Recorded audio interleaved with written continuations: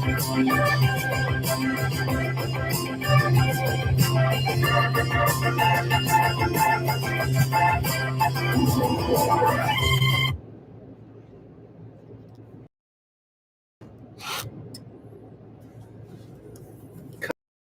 Great Reset by Klaus Schwab and Thierry Mallory of Forum Publishing.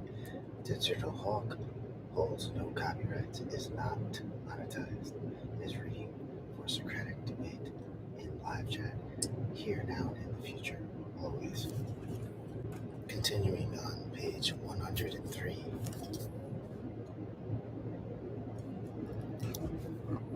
1.4. Geopolitical reset.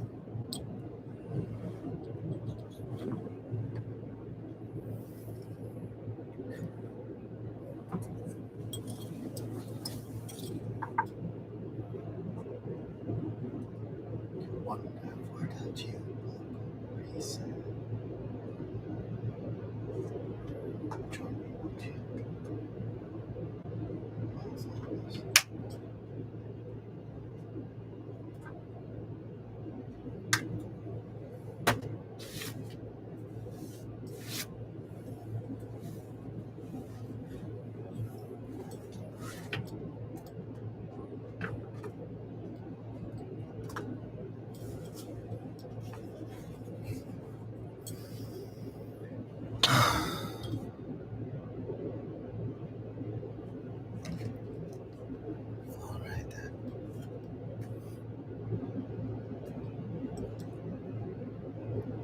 Welcome to Tuesday, August 24th. Long Beach, New York's current time is 09.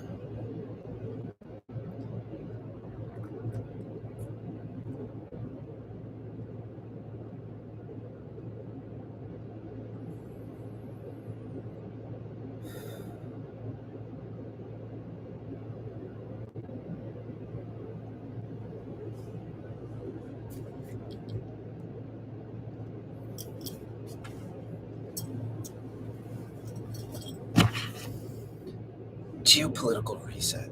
The connectivity between geopolitics and pandemics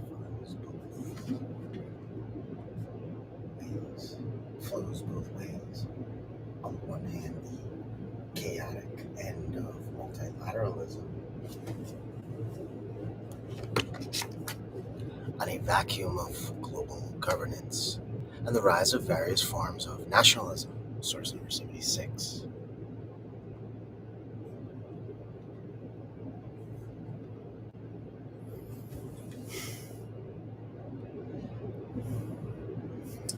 Make it more comfortable, make it more difficult to deal with the outbreak. The coronavirus is spreading globally and sparing no one, while simultaneously the geopolitical fault lines that divide society spur many leaders to focus on national responses, a situation that constrains collective effectiveness and reduces the ability to eradicate the pandemic. On the other hand, the pandemic is clearly exacerbating and accelerating already apparent before the crisis erupted. What were they, and what is the current state of geopolitical affairs?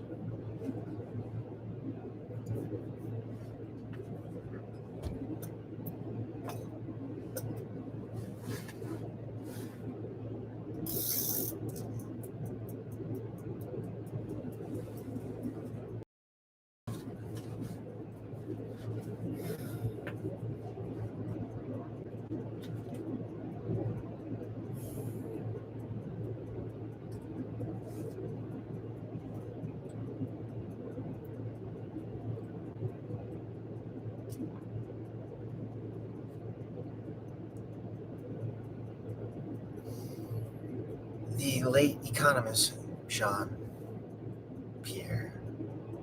Lehman, who taught at IMD in Lausanne, summed up today's situation with great perspicacity when he said,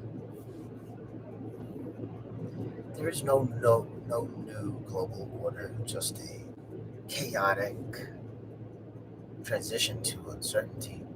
More recently, Kevin Rudd, president of the Asia Society Policy Institute and former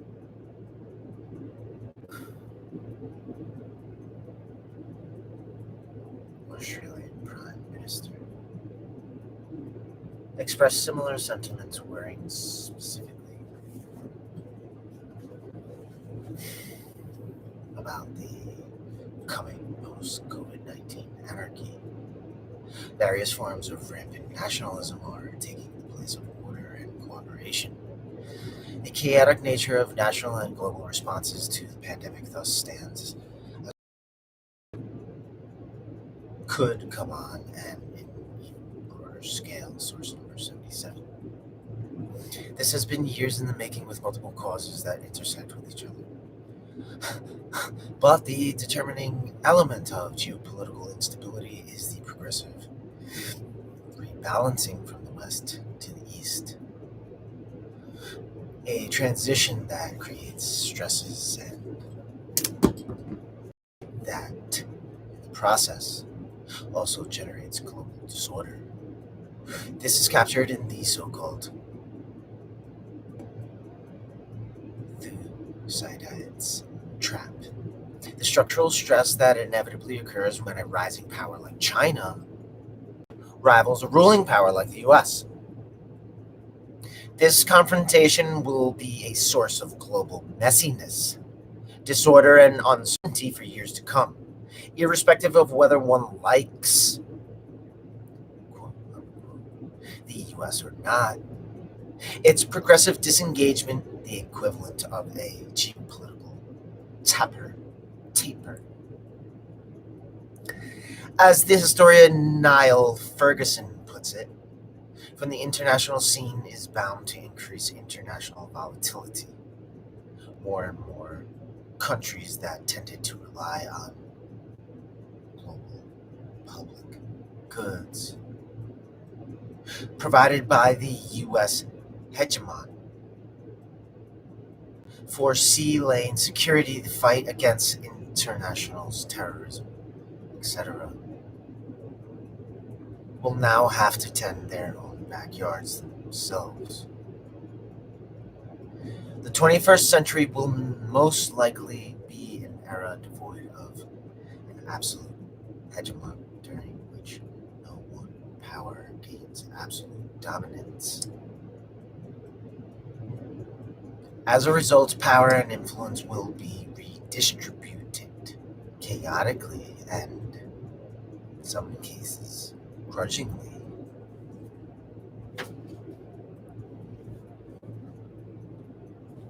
Bottom of page 104.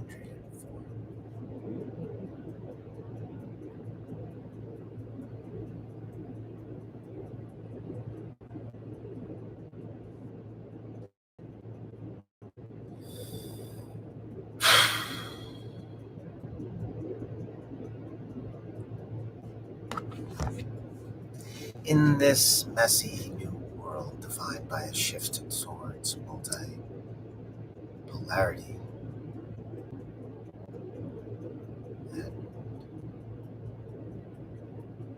intense competition for influence,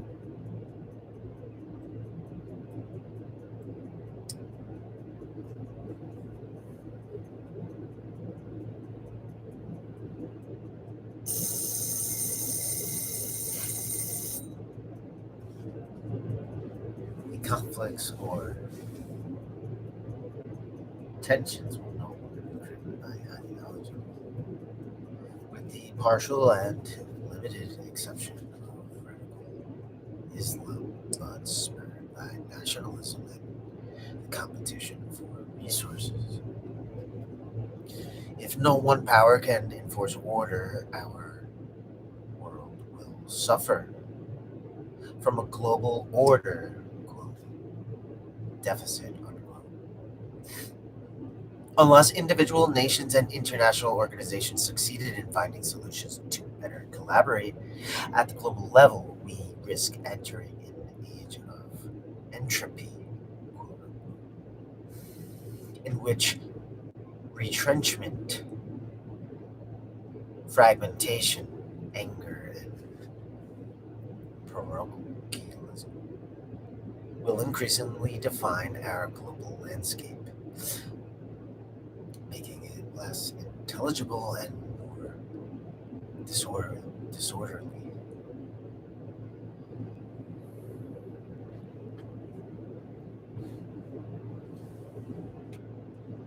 On page 105, quarter of the way down.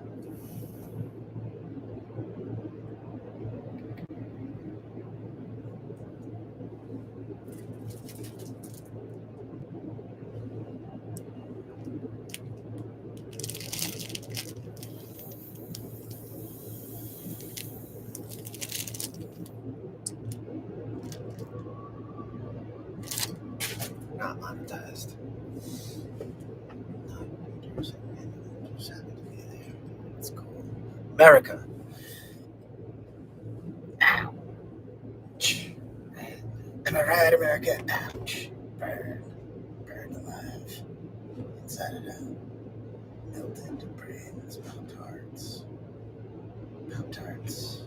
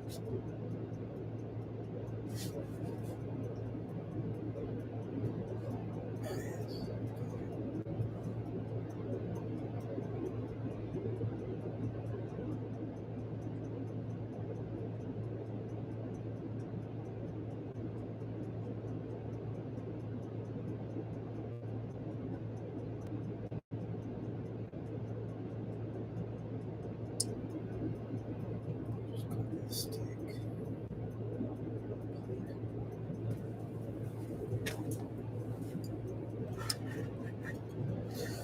Oh, but Jeremy Clarkson.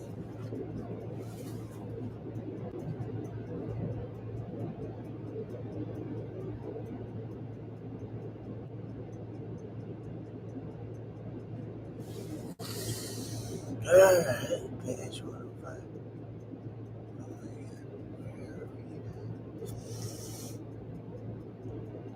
Somewhere. We're all somewhere. Wherever you go, there you are. Marsha. Alright, clever. Just listening in and disrupting my flow. So don't you go. Stop clicking and clacking. Jenna. Go.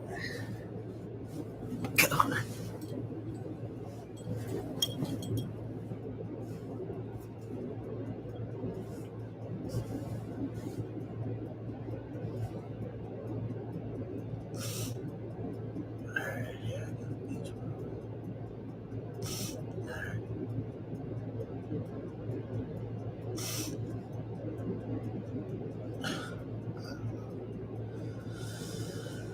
If no one power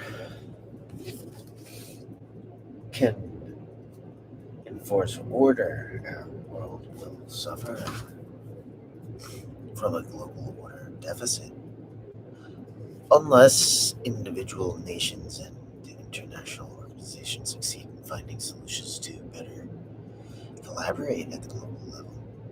We risk entering an age of entropy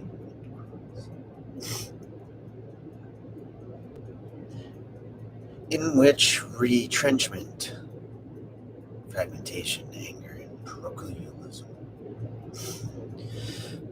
will increasingly define our global landscape, making it less intelligible and more disorderly. The pandemic crisis has both exposed and exacerbated this and this sad state of affairs. Tell me about it. The magnitude and consequence of the shock it has inflicted are such that no extreme scenario can now be taken off the table. The implosion of some failing states or petrostates, the impossible unraveling of the EU, a breakdown between China and the US that leads to war, all these and many more have now become plausible, albeit hopefully unlikely scenarios. In the following pages, we review four main issues that will become more prevalent in the post pandemic era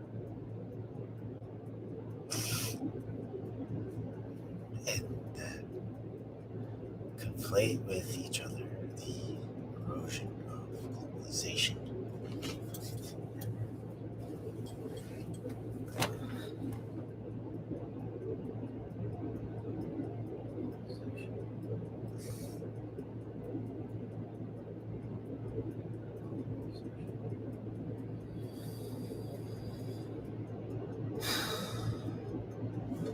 The absence of global governance, the increasing rivalry between the US and China,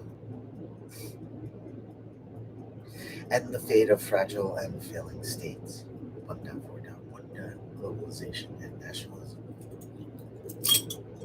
Globalization, an all purpose word, is a broad and vague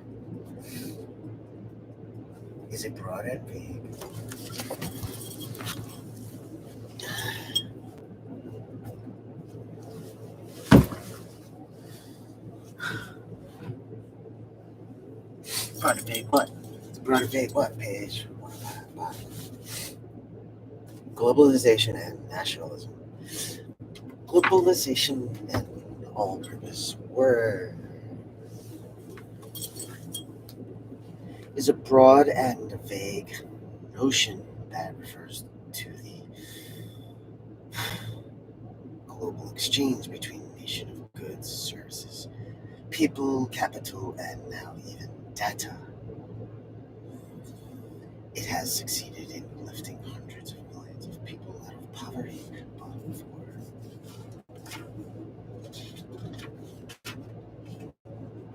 quite a number of years now, it has been called into question and even started to recede. As highlighted previously, today's world is more interconnected than it has ever been, but for more than a decade, the economic and political impetus that made the case for and supported the increase of globalization has been on the wane. The global trade talks that started in the early 2000s failed to deliver an agreement, while during that same period, the political and societal backlash against globalization relentlessly gained strength. As the social cost provoked by a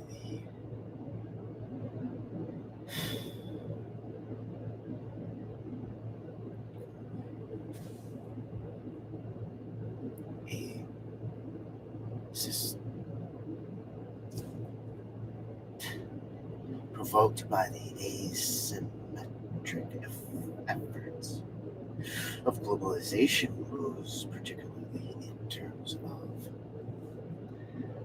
manufacturing unemployment in high-income countries. The risks of financial globalization became ever more apparent after the great financial crisis that began in 2008. Thus combined, they triggered the rise of populist and right-wing parties around the world, most notably in the West, which, when they come to power, often retreat into nationalism and promote an isolationist agenda. I can't really see or feeling about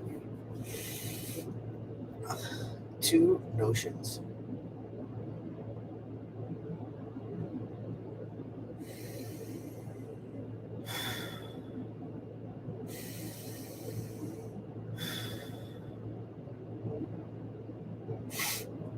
I'm just talking too much.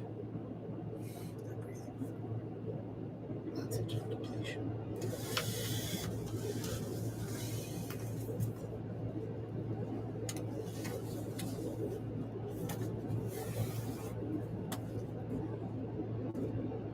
Two notions antithetical to globalization.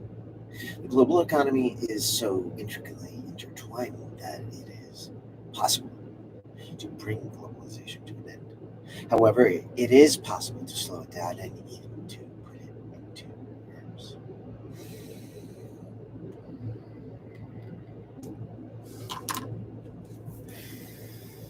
We anticipate that the pandemic will do just that. It has already re-erected borders with a vengeance, reinforcing to an extreme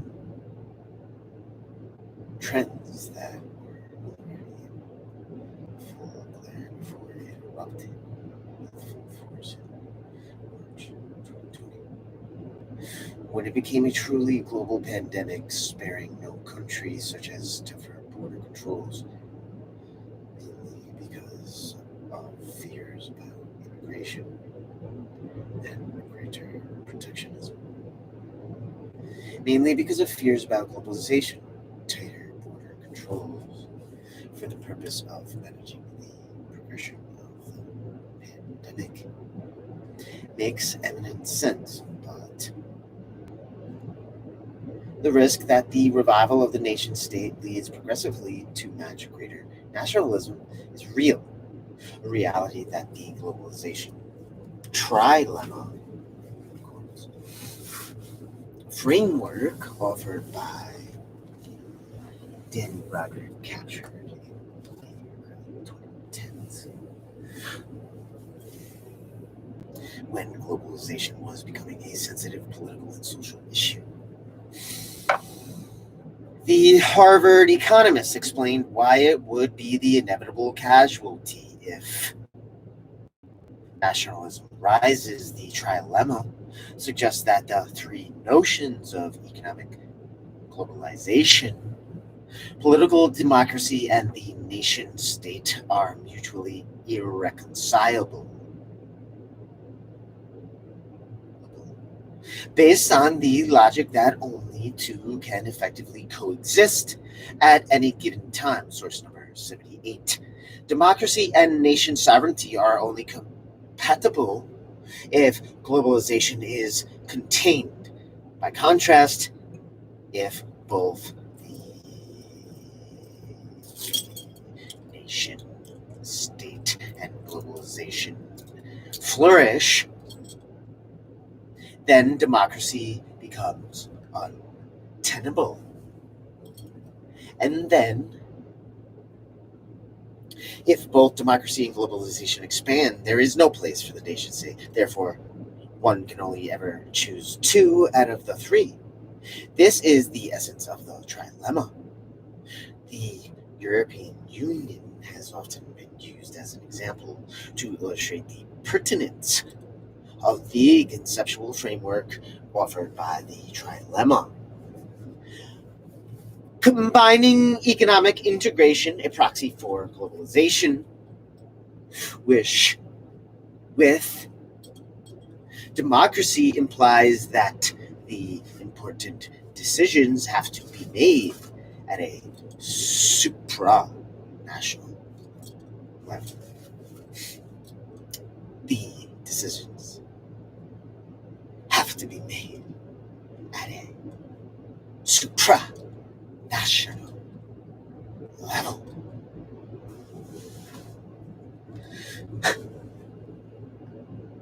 Which somehow weakens the sovereignty of the nation state. In the current environment, what the political trilemma framework suggests is that globalization must necessarily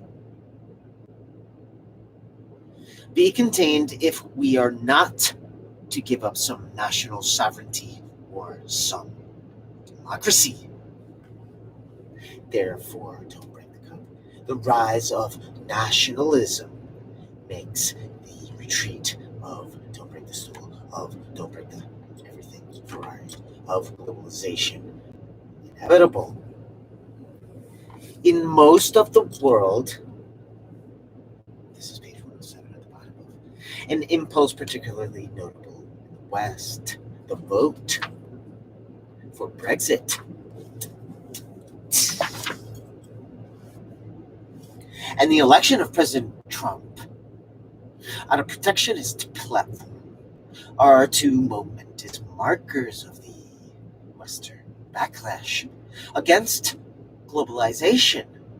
Subsequent studies not only validate Roderick's trilemma, but also show that the rejection of globalization by voters is a rational response when the economy is strong and inequality is high. Source number 79.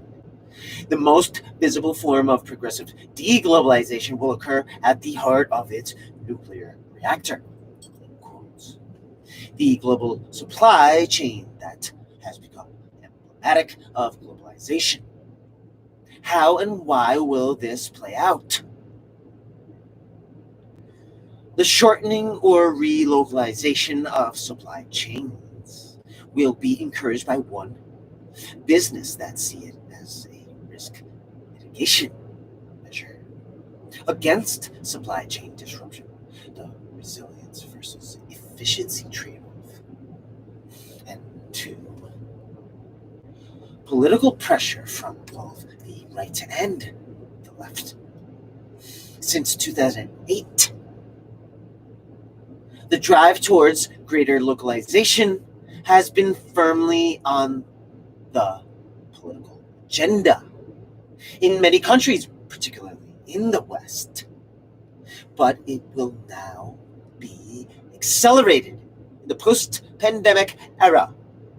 On the right, the pushback against globalization is driven by protectionists and national security hawks who were already gathering force before the pandemic started. Now they will create alliances and sometimes merge with other political forces that will see the benefit of embracing an anti-globalization agenda.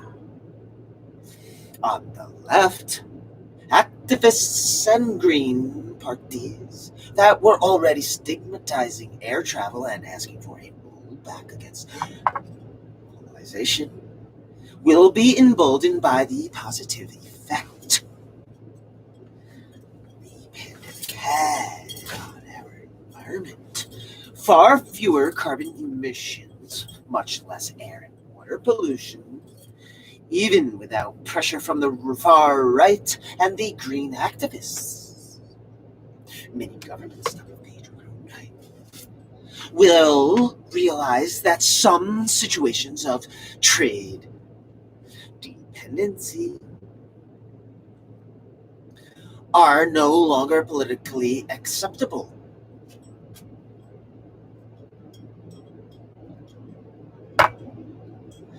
How can the U.S. administration, for example, accept that 97% of antibiotics supplied in the country come from China? Source number 80. 80. 80. Source number 80.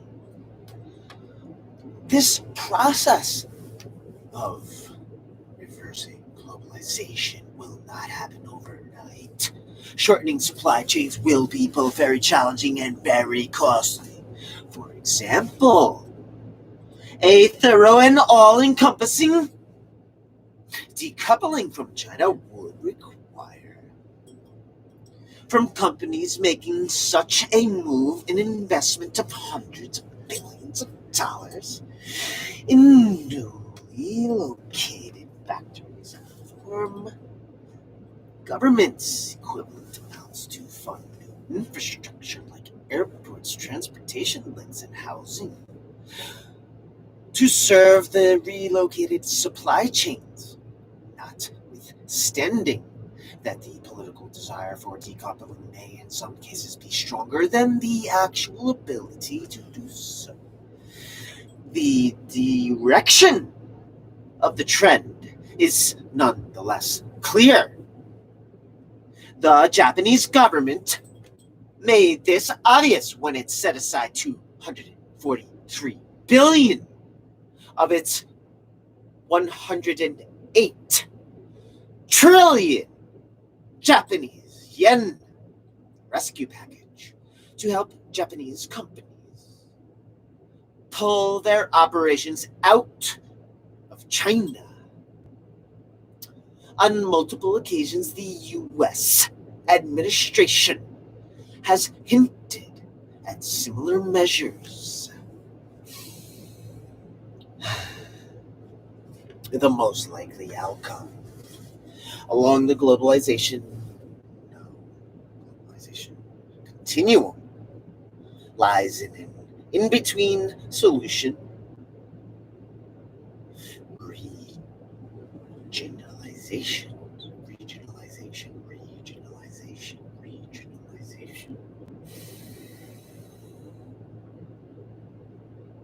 The success of the European Union as a free trade area, or the new regional comprehensive economic partnership. In Asia, a proposed free trade agreement among the 10 countries that compose the ASEAN,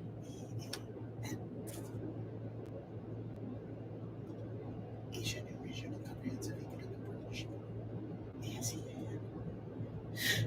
are important illustrative cases of how regionalization may well become a new watered down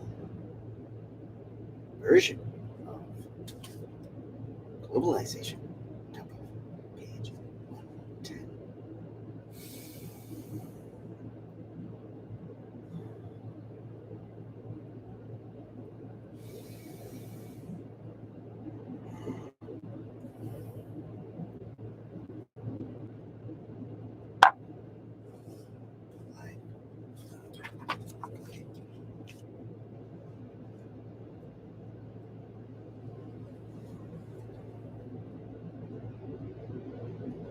Even the three states that compose North America now trade more with each other than with China or Europe. As Parag Khanna puts it,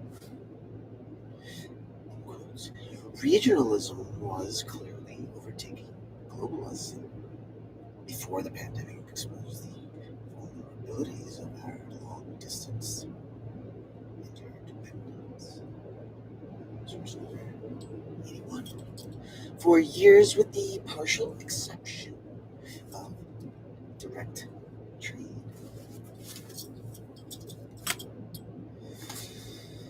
between the U.S. and China,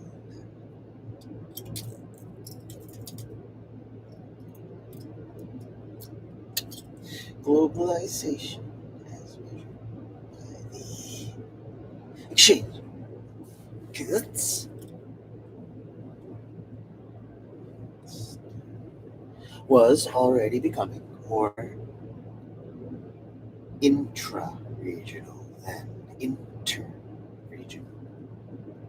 In the early 1990s, North America absorbed 35% of East Asia's exports, while today this proportion is 10 to 20%.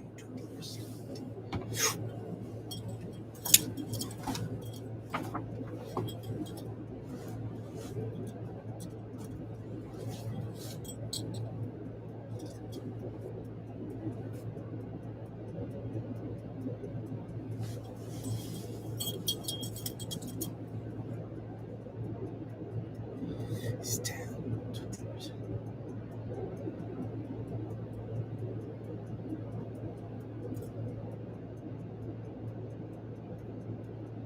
Mainly because East Asia's share of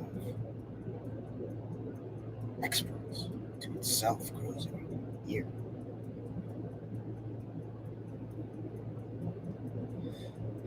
A natural situation of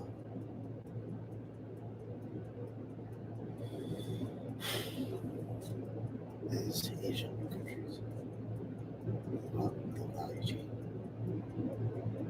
consuming more of what they produce. In 2019, as the US and China unleashed a trade war,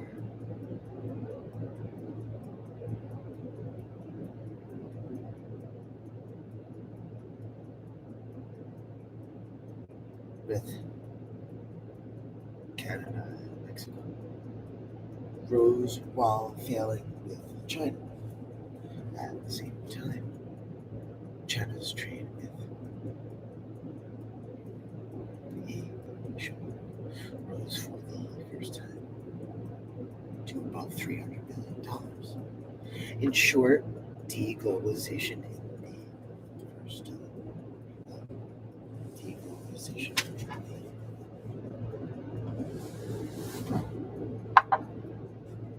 the form of greater regionalization was already happening.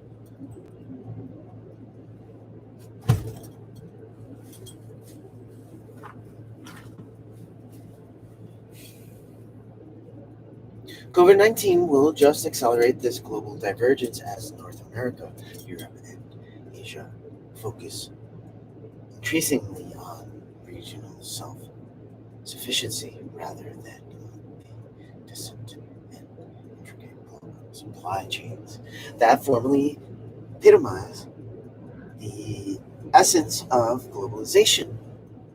What form might this take? It could resemble the sequence of events that brought an earlier period of globalization to an end, but with a regional twist. Anti-globalization was strong in the run-up to 1914 and up to 1918, then less so during the 1920s. But it reignited in the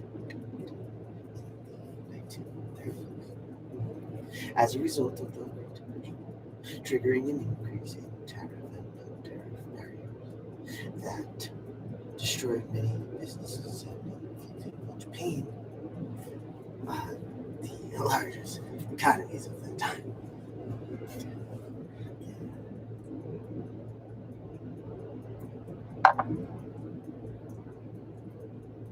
The same could happen again with a strong impulse to reshore that spreads beyond healthcare and agriculture to include large categories of non-strategic products. Both the far right and the far left will take advantage of the crisis to promote a protectionist agenda with higher barriers to the free flow of capital goods and people. Several surveys conducted in the first few months of 2020 revealed that international companies for a fear, return, and aggravation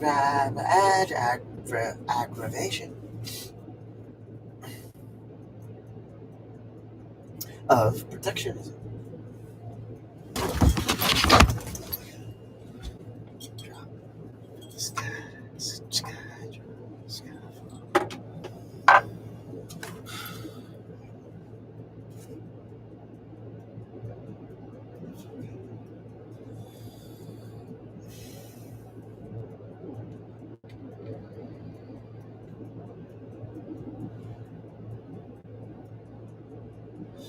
What form might this take? It could resemble the sequence of events that brought an earlier period of globalization to an end, but with a regional twist.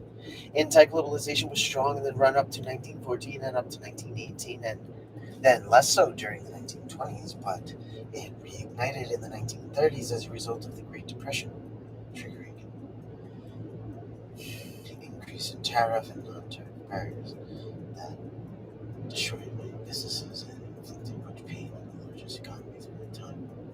The same could happen again with a strong impulse to reshore that spreads beyond healthcare and agriculture to include large categories of non-strategic products both on the far right and the far left. We'll take advantage of the crisis to promote a projected protectionist agenda with higher barriers to the free flow of capital goods and people.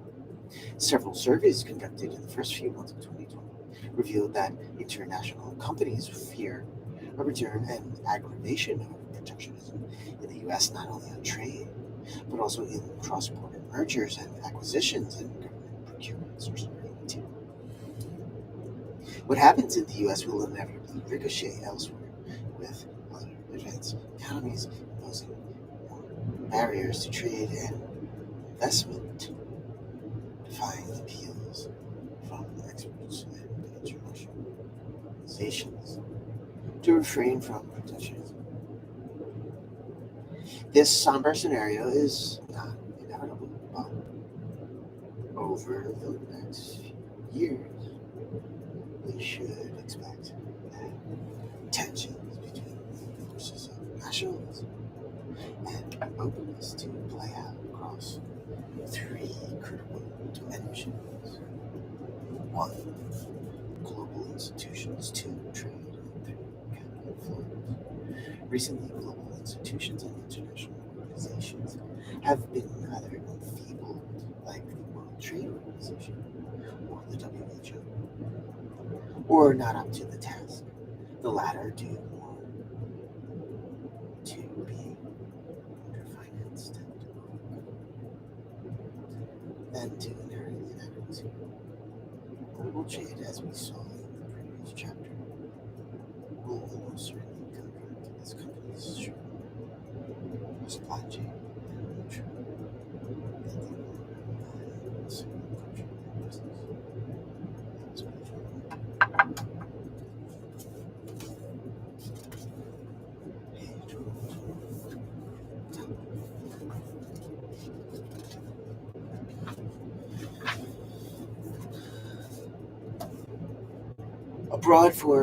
page 1.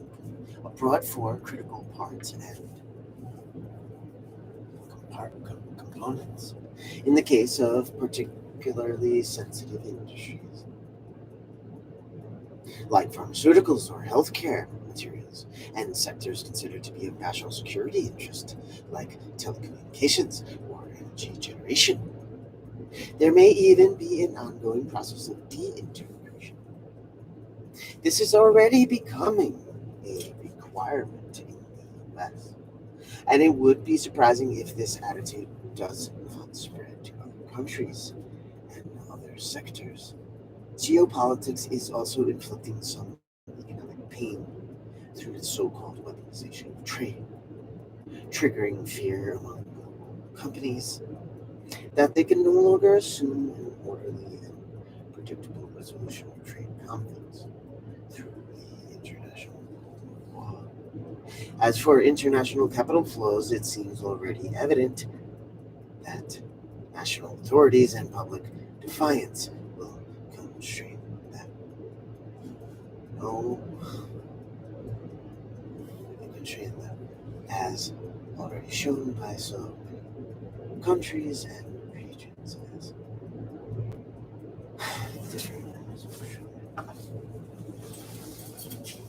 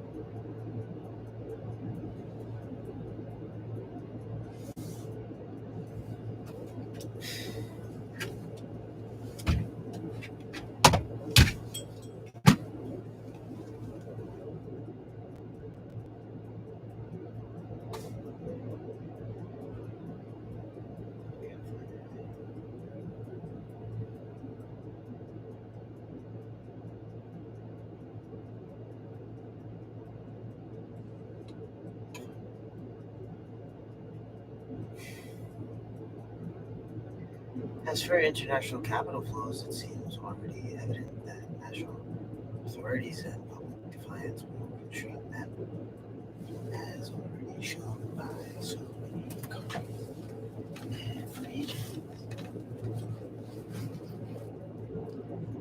as different as Australia, India, or the EU. Protectionist considerations will become ever more present in the post-pandemic era. Measures will range from national governments buying stakes in strategic companies to prevent foreign takeovers or imposing diverse restrictions on such takeovers, to foreign direct investment, FDI. Foreign direct investment, FDI, being subjected to government approval. It is telling that in April 2020, the U.S. administration decided to block a publicly administered pension fund from investing in China. In the coming years, it seems inevitable that some deglobalization will happen, spurred by the rise of nationalism and greater international fragmentation. There is no point in trying to store the status quo.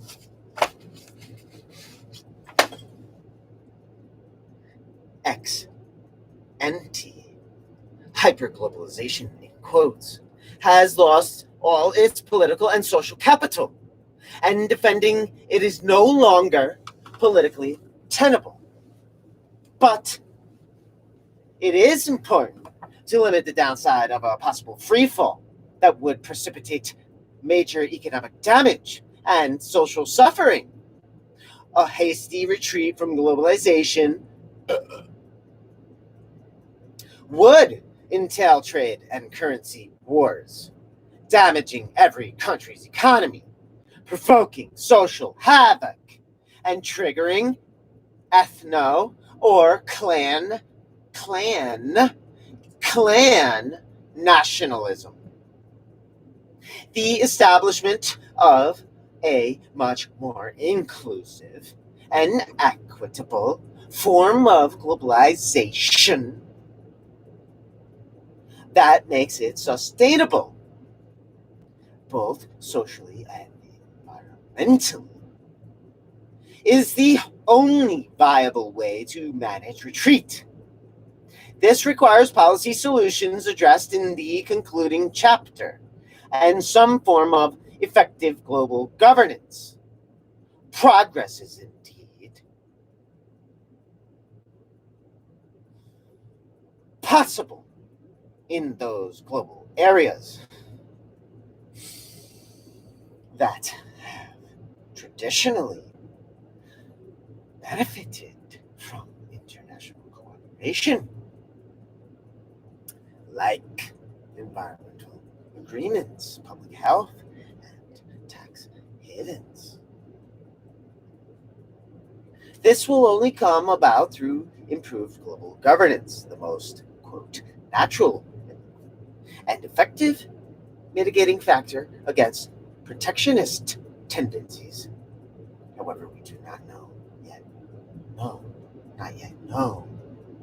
how its framework will evolve in the foreseeable future. At the moment, the signs are ominous. That is not going in the right direction. There is no time to waste.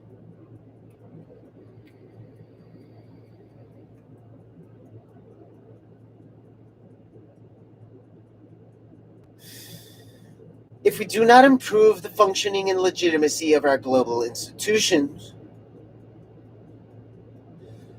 the world will soon become unmanageable and very dangerous. These cannot be lasting recovery without a global strategic framework of governance. Turning to 1:14 to be continued next chapter. 1.4.2 time global governance. Tune in later when I find the energy to read again. Thanks for coming along as we read this book. Digital Democracy and Copyrights is practicing the Socratic method, hopefully in the live comment chats. Currently live, present, or in the future, or anytime going forward or backwards. This book is written by Klaus Schwab and Thierry Ray, published from Ford Publishing in June of 2020. That'll be all for digital. We're able to study the footage of his flights. Thank you all.